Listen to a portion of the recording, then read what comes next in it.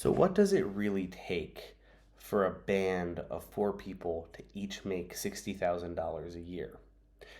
This is one of the big questions I get when people want to consult with me about how to turn their music into a job. And I wanted to break down some of the math for you really quick. And so, for this example, I want to lay down some ground rules. There's going to be a manager who takes 15% of everything, there's going to be a booking agent, and you're going to be buying merch at relatively conventional prices. And we're also going to assume that you're not getting a bunch of crazy sync placements. And publishing does impact the bottom line, but isn't like some sort of make or break thing. Uh, let's just say it's a normal indie rock band trying to tour, trying to do the thing, but having some success.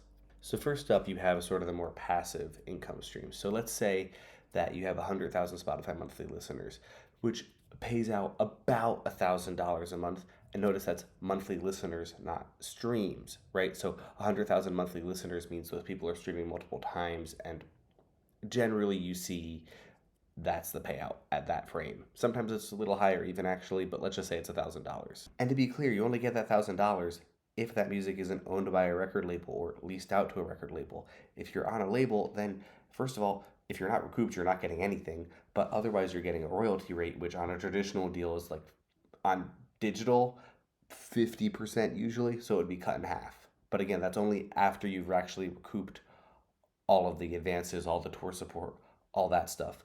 Just something to keep in mind. Let's say you do pretty decent on merch. Let's say you sell 50 t-shirts a month, right? And that's going to be, let's say they're $25 t-shirts. So that means you're doing about, $1,250 in sales. About half of that is going to get eaten up by cost of goods sold, cost from your merch company, whatever. That's $625. So now our hypothetical group has $1,625 a month in recurring income, which breaks out to about $400 a person. Now, the bulk of where this band is going to start making their money is going to be on tour. So, how do those economics shake out? Well, let's say if you have 100,000 Spotify monthlies, saying you're worth about 300 tickets is not crazy, honestly, actually pretty reasonable. And if you're worth 300 tickets, then getting a $3,000 guarantee is pretty reasonable. And let's say that after your $3,000 guarantee, plan to 300 people, you're doing like $8 merch per head. So that means every single person who comes in, on average, they're buying $8 worth of stuff. So that comes out to 2,400. So now you've profited 5,400 on the night, which feels pretty good, right? Seems like you could start making that 60K pretty easily. But the problem with the touring model is there's a lot of expenses. Let's talk about what that looks like.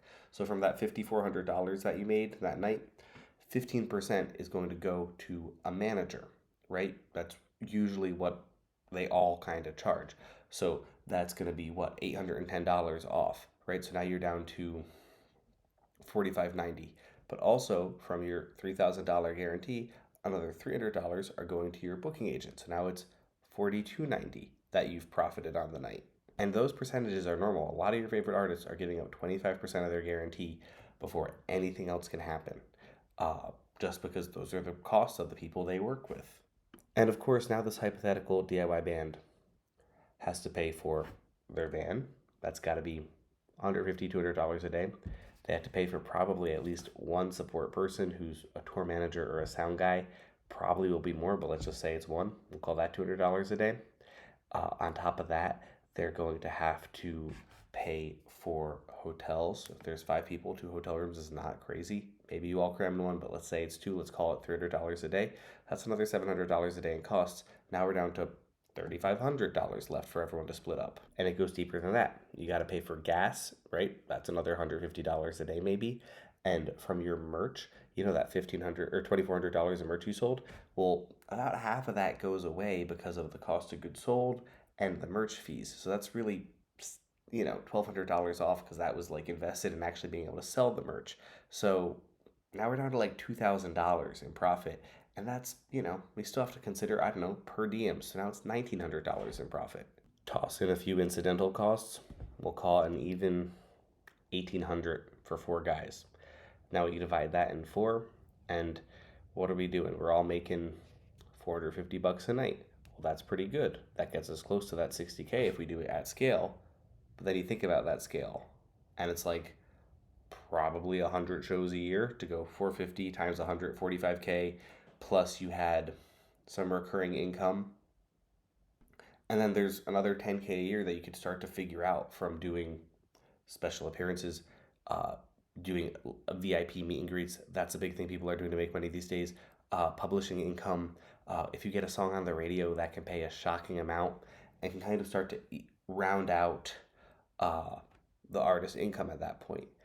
But to be clear, you were being paid $60,000, but now you have to reinvest some of that money back into the project, right? This is a no profit for the band company situation, and almost no bands are doing that, right? They want to put at least like 20% of everything into the band fund so that they can invest in things in the future, like a European tour or whatever, right? That will help them grow and level and level and level. These are all important things to think about.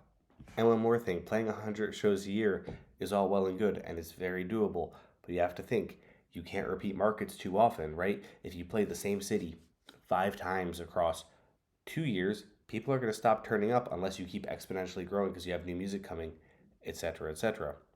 Just something else to kind of think about, right? Touring doesn't just scale because you do more of it. Eventually, you're going to burn out audiences if you show up too often and you don't have new music, which is another thing all these calculations aren't really taking in mind. And yeah, look, obviously, a lot of different artist finances shake out in a lot of different ways. Totally get it.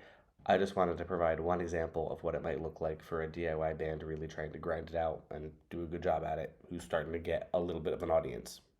I'm going to start trying to do more long form. This is really hard for me and scary, but I'm going to show up every week. I'm going to make a commitment to this.